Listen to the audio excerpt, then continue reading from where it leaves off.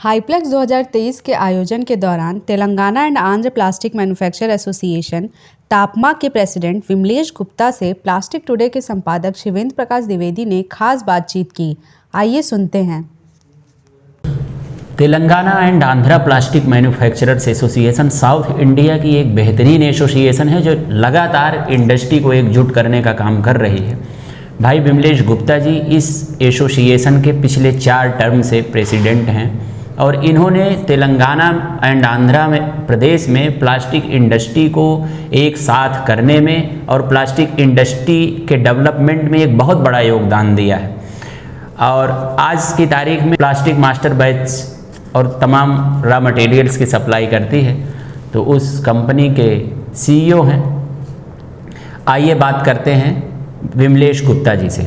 Sir, plastics today आपका हार्दिक स्वागत करती है इस मंच पे। धन्यवाद शिवेंद्र जी, बहुत बहुत धन्यवाद। सर, चूँकि तापमा को लेकर के आपका एक बड़ा एक्सपीरियंस है और लगातार कई टर्म्स आपके पास एज प्रेसिडेंटशिप के रहे हैं, तो इस इंडस्ट्री में किस तरीके की समस्याएं थी और इस इंडस्ट्री को खड़ा करने में खास करके आपका जो योगदान रहा है Telangana and Andhra plastic manufacturers association में किस तरह का रहा है? मेरा एज अ प्रेसिडेंट तो मेरा ये 4था साल है। तो कोई भी चीज़ में अगर योगदान की बात करें तो एक अकेले आदमी से तो हो नहीं पाता है, तो ये सारे एसोसिएशन का मिल के होता है। और लकीली हमारे पास में टीम ऐसी है कि हर कोई भी काम छोटा हो बड़ा हो तो सब लोग हमारा साथ देते हैं। Telangana and Andhra plastic manufacturer association 54 साल से इस काम में लगी है कि जो भी समस्याएं हैं इंडस्ट्री की उसको गवर्नमेंट के पास लेके जाएं। इवन जो रॉ मटेरियल कंपनीज हैं उनके साथ कुछ इश्यूज़ हो या मशीनरी वालों के साथ हो तो उसको किस तरह से मिलजुल के सॉल्व कर सके और इंडस्ट्री किस तरह से डेवलप हो। तो इसके लिए हम लोग काफ़ी कुछ करते रहते हैं। जैसे हम लोग काफ़ी सेमिनार्स करते हैं जहाँ पे हम लोग गवर्नमेंट ऑफिशियल्स को भी बुलाते हैं। और जैसे अभी ये एग्जीबिशन चल रहा है हाईप्लेक्स, इस टाइप के एग्जीबिशंस करते हैं। 4था एग्जीबिशन है हमारा एसोसिएशन की तरफ से। और हम लोग रेगुलर 1-to-1 मीटिंग्स भी करते हैं। इनफैक्ट हम लोग मिनिस्टर लेवल पे भी मीटिंग करते हैं रेगुलरली। अभी जैसे EPR एक बहुत बड़ा सब्जेक्ट बना हुआ है स्पेशली प्लास्टिक मैन्युफैक्चरर्स के लिए, एक्सटेंडेड प्रोड्यूसर रिस्पॉन्सिबिलिटी। तो इसमें AIPM में जो all India plastic manufacturer association है उनके साथ मिलके और दूसरे स्टेट एसोसिएशंस के साथ मिलके हम लोग काफ़ी कोशिश कर रहे हैं। ऑलरेडी 3 साल से हम लोग इवन कोविड पीरियड में वेबिनार्स के द्वारा हमारी काफ़ी मीटिंग्स होती थी, even with commerce minister, MSME minister, environment minister. तो इन मीटिंग्स में हम उनको बताते थे कि क्या दिक्कतें आएंगी EPR में। छोटी इंडस्ट्री को पर्टिकुलरली लेके हमारी चिंता ज़्यादा रहती है। तो एक अच्छी बात यह है कि वो लोग हमारी बात सुन भी रहे हैं।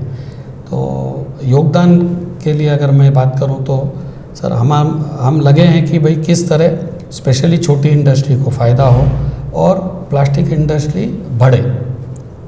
जी सर, यहाँ पे खास करके यहाँ पे जो अपना तेलंगाना है और ख़ास करके हैदराबाद, यहाँ पे प्लास्टिक इंडस्ट्री का किस तरीके का स्कोप है? और अभी रिसाइकलिंग को लेकर के भी काफ़ी काम हो रहा है और यहाँ पे प्लास्टिक पार्क का भी कुछ काम चल रहा है और कुछ काम आप लोगों द्वारा किया गया है। गवर्नमेंट से बहुत सारे कुछ प्रोजेक्ट पे काम यहाँ पे चल रहा है, तो किस किस तरीके की यहाँ काम चल रहे हैं उसको लेकर के ज़रा कुछ करें।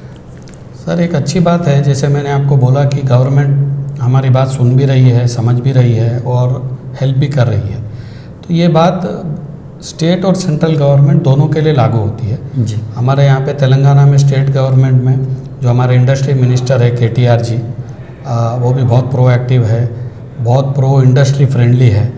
और वो काफ़ी प्लेटफॉर्म्स पे बोलते हैं कि वो इंडस्ट्री मिनिस्टर भी है और म्युनिसिपल एडमिनिस्ट्रेशन के मिनिस्टर भी है। तो इन दोनों का जो बैलेंस, जो समन्वय उनको जो बनाना है वो उतना इजी नहीं है। फिर भी वो देखते हैं कि इंडस्ट्री को भी तकलीफ ना हो और पर्यावरण को भी ना हो, तो वो हमारी बात सुनते हैं। प्लास्टिक पार्क ऑलरेडी उन्होंने एक हमारा सैंक्शन किया है, मांकल प्लास्टिक पार्क करके, और वो अभी तकरीबन वो ख़त्म हो चुका है, मतलब इंडस्ट्रीज़ वहाँ पे लगना चालू हो गई हैं। और अभी हमने रिक्वेस्ट किया है कि हमको एक और प्लास्टिक पार्क वो लोग जल्दी से सैंक्शन करें, और उन्होंने हमको आश्वासन दिया है कि उसके ऊपर वो काम कर रहे हैं और बहुत जल्द वो और एक प्लास्टिक पार्क हमको देंगे जी। और जैसे मैं ये भी बोलता हूँ कि तेलंगाना और आंध्रा हम लोग लकी स्टेट है। लकी किस हिसाब से, देखिए जो SUP बैन है जो सेंट्रल गवर्नमेंट ने लगाया है, आज उसको 1 साल से ज़्यादा हो गया है और अच्छी तरीके से गवर्नमेंट एजेंसीज़ उसको एनेक्ट भी कर रही है, देख रही है कि प्रैक्टिकलिटी में वो SUPs नहीं आए। और इसके अलावा जो काफ़ी स्टेट्स में एक ब्लैंकेट बैन है, तो तेलंगाना आंध्रा लकी है कि यहाँ पे वो ब्लैंकेट बैन नहीं है। यहाँ के हमारे जो मिनिस्टर है और जो हमारे ब्यूरोक्रेट्स है वो लोग ये समझते हैं कि एकदम इस तरह से डायरेक्ट ब्लैंकेट बैन लगाना इंडस्ट्री के लिए भी नुकसानदेह है, और जो जनरल पब्लिक जो उसको यूज़ करती है, जो यूज़र्स है, जो छोटे दुकानदार हैं, जो छोटे जो लोग जो खाने पीने का सामान बेचते हैं, उनको भी दिक्कत आ सकती है। तो ये वो चीज़ समझ के और उन्होंने ब्लैंकेट बैन नहीं लगाया है। तो ये मैं समझता हूँ कि ये पर्टिकुलर 2 स्टेट के लिए एक बहुत अच्छी और फ़ायदे वाली बात है।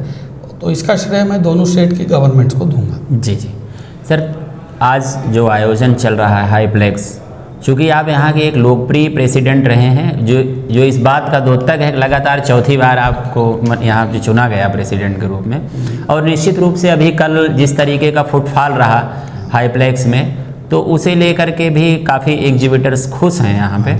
तो आप अभी फ़िलहाल क्या कहना चाहेंगे, एक किस तरीके से आप इस एग्जीबिशन को देखते हैं, कितना सफल मानते हैं आप इस एग्जीबिशन को?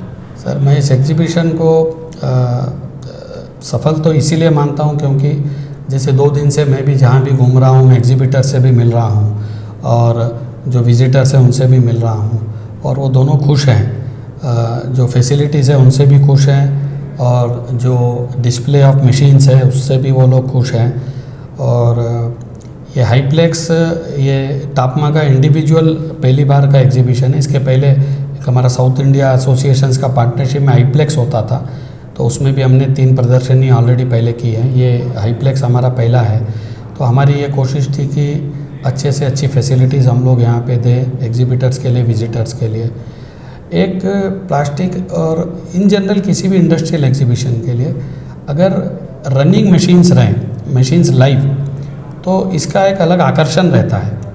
तो इसके लिए हमने एक फ़र्स्ट टाइम इनिशिएटिव लिया, हालांकि ये पॉकेट बर्निंग इनिशिएटिव था कि हमने जो भी आदमी, जो भी एंटरप्रेन्योर उसकी मशीन यहाँ ला के चला के बताना चाहेगा, लाइव मशीन रन करेगा, उसको हमने फ्री पावर, एयर और वाटर दिया। तो इस चीज़ की मतलब ये बहुत पॉपुलर हुई है बात, और तकरीबन 100 मशीन आप देखेंगे कि इस शो में रनिंग है, लाइव रनिंग। तो इससे भी एग्जीबिटर भी खुश है कि हमने इतना उनको फैसिलिटी दी। विजिटर का भी बहुत ज़्यादा उनका एक ये उनके लिए बहुत बड़ा आकर्षण रहा कि हम आए ये रनिंग मशीन्स को देखें। और जो दूसरे प्रोडक्ट स्टॉल्स है, रॉ मटेरियल स्टॉल्स है, उनको भी अच्छा रिस्पांस मिल रहा है, ये उन लोग का कहना है। और काफ़ी कुछ हमने फैसिलिटी रखी है कि जैसे एग्जीबिटर को भी हमने कोशिश की कि फ्री लंच दें जितने ज़्यादा को हो सके। फिर विजिटर्स के लिए चाय, कॉफ़ी, पानी मुफ्त की हमने इंतज़ाम रखा है। फिर जो लोग गाड़ी खुद चला के आते हैं उनके लिए वैले रखा है। तो हमारी कोशिश ये रही है कि जो लोग आए वो बिज़नेस पे ध्यान दें, ना कि इन छोटे छोटे चीज़ों के अरेंजमेंट के लिए, खुद के लिए। एयरपोर्ट से पिक एंड ड्रॉप है हमारे यहाँ पे जो मेन होटल्स है वहाँ से पिक एंड ड्रॉप है। तो हमारी ये कोशिश रही कि हम कुछ ऐसा करें जो शायद पहले कुछ लोगों ने सोचा नहीं और ये करा भी नहीं। तो उसमें हम लोग, अभी तो 3रा दिन है, कल आखिरी दिन रहेगा। अभी तक परस्पर हमको लगता है कि हम सफल रहे हैं, जो फीडबैक हमको मिल रहा है सर। जी, बहुत बहुत धन्यवाद सर। धन्यवाद शिवेंद्र जी।